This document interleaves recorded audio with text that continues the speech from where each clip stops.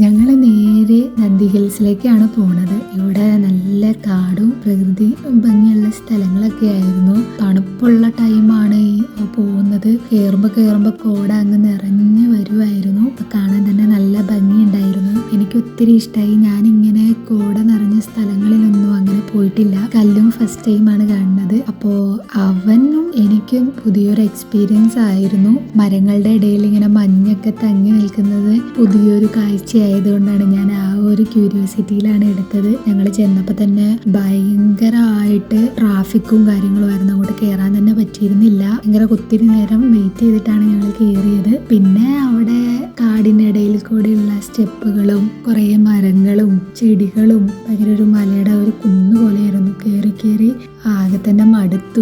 Video ഇഷ്ടമാണെങ്കിൽ like ചെയ്യണം, subscribe ചെയ്യാൻ മറക്കരുത്. അപ്പോൾ ഞാൻ ഹാപ്പി, കല്ലു ഹാപ്പി.